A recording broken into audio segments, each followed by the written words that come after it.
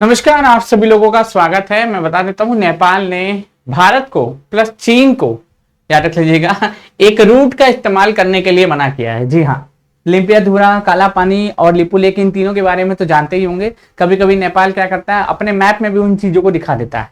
तो नेपाल ने कहा क्या है कि आप इस रूट का इस्तेमाल नहीं करिए, ठीक है, कैलाश मानसरोवर की यात्रा के लिए। हमको तो कहा ही कहा है, साथ ही साथ चाइना को भी कहा है। तो आए दिन हमारे पीछे ये डिस्प्यूट का कारण बना रहता है। कभी कभी तो नेपाल जो है 100 रुपए के नोट पे भी इसको दिखा देता है। तो आइए इसको समझते हैं। नेपाल सरकार ने भारतीय तीर्थयात्रियों को लिपुलेख के रास्ते कैलाश मानसरोवर यत्न न करने की अपील की है, ठीक है। अब जैसे कि लिपुलेख जो है ना, ये उत्तराखंड में स्थान है अपना। जो कैलाश मानसरोवर की यात्रा हम लोग यहीं से जाते हैं, कैलाश मानसरोवर की जो यात्रा होती है ना, हम लोग यहीं से जाते हैं। ये हमारे लिए सबसे आसान पड़ता है, ये हमारे लिए सबसे आसान रास्ता पड़ता है, सबसे नजदीक का ये रास्ता पड़ता है, जिसके बारे में बातचीत कर रहे हैं। वो स्थान है दोस्तों लिपुलेख।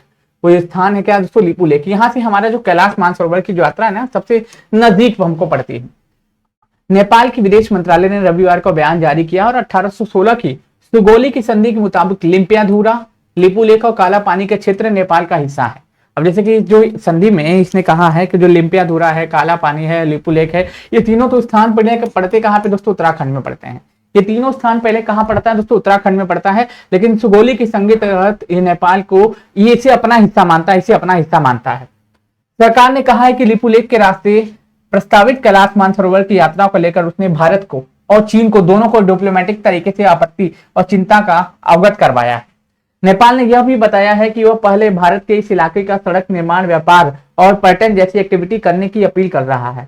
नेपाल ने चीन को भी आधिकारिक रूप तौर पर इतना जानकारी दी कि लिपुलेख उसका हिस्सा है, ठीक है। तो हमको तो धमकी दे ही रहा है नेपाल, साथ ही साथ चाइना को भी धमकी दे रहा है कि भाई साहब ये मेरा हिस्सा है, इसका उपयोग ना करिए। तो डिस्प्यूटेड मुद्दा है। पेपर में यहाँ से प्रश्न पूछा जा सकता है कि लिपुलेख, काला पानी, लिम्पियाधुरा है, एकाधिकार किसके पास है? कहा जा रहा है कि किसके ऊपर? किसका? नेपाल का कब्जा है, नेपाल का हिस्सा है, हालत लीजिएगा। लेकिन ये उत्तराखंड में पड़ता है ये उत्तराखंड में पड़ता है, ये हमारा हिस्सा है, ये हमारा हिस्सा है, ठीक। आइए नेपाल की सरकार की बातचीत को सुनते हैं, भारत ने बोला नेपाल के दावे पे तथ्यों पर आधारित नहीं है।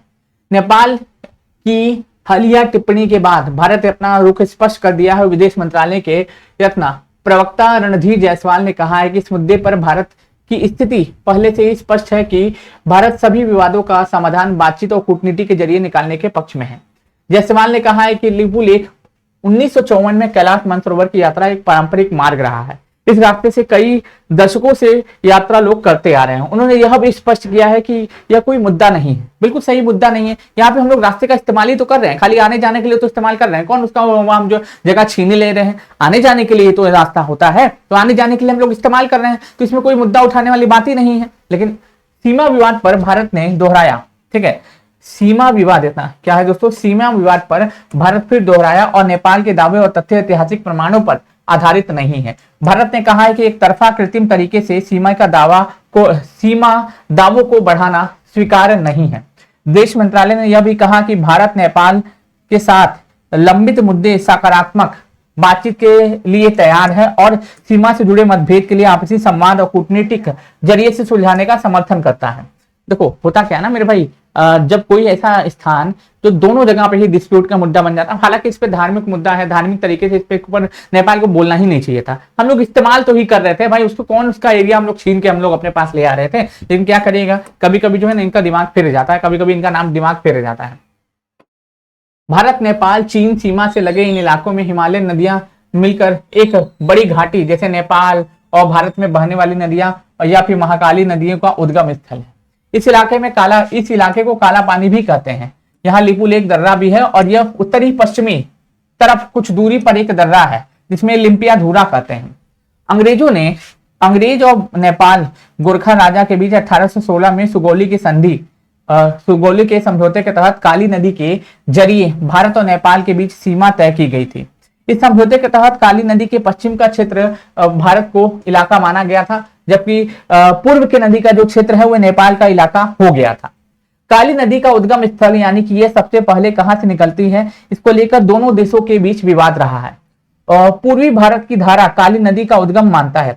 भारत पूर्वी धारा को काली नदी का उद्गम मानता है, वहीं नेपाल पश्चिमी धारा को काली नदी का उद्गम मानता है। इसलिए इस आधार पर दोनों का काला पानी के इलाके पर अपना अपना दावा करते हैं। हालांकि यहाँ पे बातचीत लिपू लेक की है, लेकिन ये काला पानी पे कोई कहता है कि पूर्वी धारा से निकलती है, कहता है पश्चिमी धारा से निकलती है। इसलिए दोनों देश कहते हैं कि जो काला पानी वाला जो एरिया है वो हमारा है। नेपाल भी कहता है हमारा और भारत भी कहता है हमारा है। ये दोनों देशों के बीच में विवाद का मुद्दा बना रहता है, ये दोनों देशों के बीच में विवाद का मुद्दा बना रहता है। ठीक है, तो यहाँ पे तीन जो है डिस्प्यूटेड जगह है, एक है काला पानी, एक है काला पानी, एक है काला पानी, एक है लिम्पियाधुरा, एक है लिम्पियाधुरा, लिम्पियाधुरा, लिम्पियाधुरा, लिम्पियाधुरा और एक है लिपू लेक यातना, एक है लिपू लेक यातना, एक है दोस्तों लिपू लेक, लिपू लेक। ये तीनों जगह हमेशा डिस्प्यूट और मुद्दे में बने रहते हैं, डिस्प्यूट के कारण मुद्दे में बने रहते हैं, ये तीनों की तीनों जगह। अब यहाँ पे आप देख रहे हैं यही वो स्थान है, यही वो स्थान है जो चर्चा में है। ये लिपू लेक है, ये काला पानी है और ये लिम्पियाधुरा है। अब यही वो स्थान है जहां से सबसे नजदीक हमको कैलाश मानसरोवर की यात्रा पड़ती है। कैलाश मानसरोवर, कैलाश मानसरोवर जो है ना, कैलाश मानसरोवर की जो यात्रा है हमको सबसे नजदीक यहीं से पड़ती है, सबसे नजदीक यहीं से पड़ती है। ठीक है, अब ये रहा चीन, ये रहा आपका नेपाल और ये रहा दोस्तों हमारा प्यारा भारत, ये रहा हमारा प्यारा भारत। अब लड़ाई इसी रास्ते की है, लड़ाई इसी रास्ते की है, जंग इसी रास्ते की है भाई साहब। यात्रा होगा कि नहीं होगा। लिपू लेक दर्रे जैसे लिपू लेक दर्रे से गुजरती है। मानसरोवर यात्रा चीनी सेना पर निगरानी आसान है।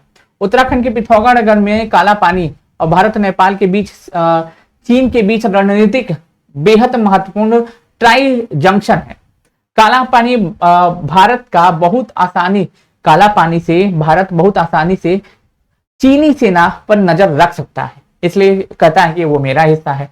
भारत पहली बार 1962 में युद्ध यहाँ तैनात किया था। 1962 के युद्ध के दौरान युद्ध में यहाँ सेना तैनात किया था। इस इलाके को महत्व को देखते हुए भारत और तिब्बत की सीमा पर इंडो तिब्बतियन बल यानी कि आप देखोगे भारत और तिब्बत की सीमा पर जो ITBP जो है तैनात किया गया है।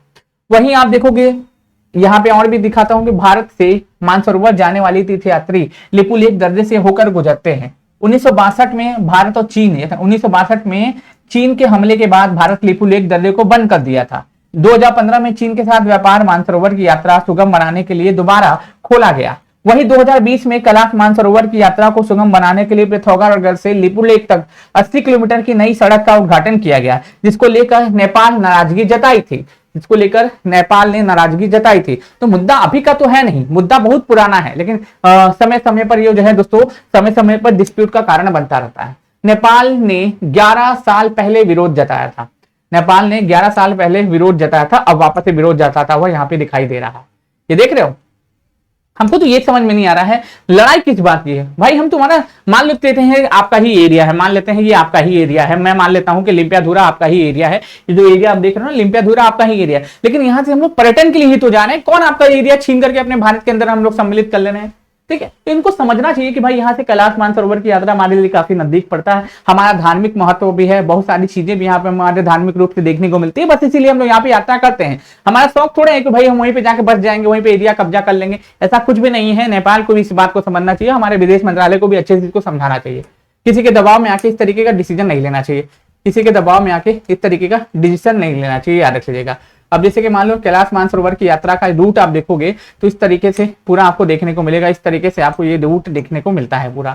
ठीक, सबसे नजदीक वाला एरिया वही है, सबसे नजदीक वाला जो एरिया है वही है जो मैंने अभी आपको बताया है।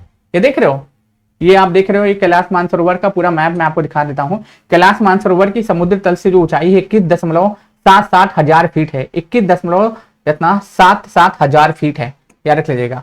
और याद रख लीजिएगा ये पूरा रास्ता आप देख रहे हो सभी लोग, ये भारत जा रहे हो, ये आप देखिएगा, ये पूरा आप देख रहे हो, ये भारत है। फिर लिपू लेक होते हुए, हम लोग क्या है दोस्तों, लिपू लेक होते हुए, चल भाई, लिपू लेक होते हुए कैलाश मानसरोवर की यात्रा हम लोग करते हैं। लिपू लेक होते हुए कैलाश मानसरोवर सबसे नजदीक पड़ता है। अगर हम लोग इधर से काठमांडू होकर जाएंगे तो पहले काठमांडू से नेपाल, हम लोग पहले नेपाल जाएंगे, नेपाल से काठमांडू जाएंगे, फिर उसके बाद सागा जाएंगे, सागा से फिर इधर घूम के जाना पड़ेगा, ये लंबा है। फिर या फिर इधर से हमको जाना पड़ेगा भूटान जाएंगे, फिर नाथुला दादा जाएंगे, फिर फिलहाल से जाएंगे, फिर यहाँ से होकर के सागा जाएंगे, फिर इसके बाद होकर जाना पड़ेगा। सबसे नजदीक तो हमको यही पड़ता है, इसलिए हम लोग इसका इस्तेमाल करते हैं। डिस्प्यूट बनना ही नहीं चाहिए था। सिक्किम के नाथुला कैलाश मानसरोवर की यात्रा 802 किलोमीटर है। वही भारतीयों के लिए कैलाश मानसरोवर जाने का तीसरा रास्ता 500 किलोमीटर है। सबसे नजदीक रास्ता यही 60 किलोमीटर है, जो उत्तराखंड की लिपू लेक से कैलाश मानसरोवर की यात्रा 65 किलोमीटर पड़ता है। अब ये 3 रास्ते हैं कैलाश मानसरोवर जाने की, 3 रास्ते हैं, लेकिन सबसे पास का रास्ता यही वाला लिपू लेक वाला पड़ता है। एक देखो 108, एक जो है दोस्तों 500 किलोमीटर का यात्रा है, भारतीयों के लिए कैलाश मानसरोवर की यात्रा का तीसरा रास्ता 500 किलोमीटर है, 802 किलोमीटर है और एक 65 किलोमीटर है। तो हम लोग 65 किलोमीटर वाला ही चयन करेंगे ना, क्यों लंबा रास्ता जाएंगे।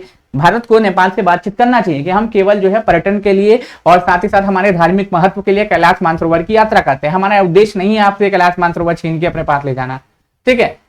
अभी जैसे कि मान लो ऋग्वेद कैलाश पर्वत, ऋग्वेद में कैलाश पर्वत के बारे में अगर मैं बता देता हूं, हिंदू धर्म में 4 वेद में से एक वेद ऋग्वेद का 10 मंडल जिसमें 121 सूत्र कैलाश पर्वत में है, कैलाश पर्वत का जिक्र किया गया है, कैलाश पर्वत का जिक्र किया गया है। यह पौराणिक महत्व से महादेव के लिए भी जाना जाता है, बोलिए हर हर महादेव करके, पौराणिक महत्व के लिए महादेव के लिए भी जाना जाता है। वहीं जैन धर्म के भगवान ऋषभ देव को यहाँ पे ही निर्वाण मिला था, इसके लिए भी आपको कैलाश मानसरोवर हमारे लिए जाना जाता है। तो बहुत सारे धार्मिक महत्व की चीजें हैं भैया, आप समझिए। आप बालेंद्र शाह बहुत अच्छे प्रधानमंत्री बने, मैं आपकी बहुत तारीफ करता हूं, ठीक। आप बच्चों से भी पूछ सकते हैं, मैं आपकी बहुत तारीफ करता हूं, लेकिन आप इस तरीके का काम करिएगा तो अच्छी बात नहीं है, ठीक है। नेपाल के प्रधानमंत्री आप बने हैं, ठीक है, आप बने रहिए, लेकिन इतना भी जैसे कि उंगली मत करिए जबरदस्ती का कि दूसरे देश को बुरा लग जाए। मैं मानता हूं आप रैपर होंगे, प्रधानमंत्री होंगे, लेकिन अपने घर के लिए होंगे, ठीक है। ठीक है, यात्रा को चलने दीजिए, इतना क्या ही आप सोच रहे हैं, ठीक है। हमको बताया टेलर में है आप, एकदम रैपर वैपर करते थे, तो थोड़ा समझिए, मंदिर है, आस्था का स्थान है, जाने दीजिए। क्या भी बात करते हैं आप, गजब बात करते हैं, ठीक। चलिए, तो आज के लिए बस इतना ही। पढ़ते रहिए, खुश रहिए, मस्त रहिए, मुस्कुराते रहिए, अपनी तैयारी को अच्छे से कंप्लीट करिए, अपने सपनों को पूरा करिए। चलो।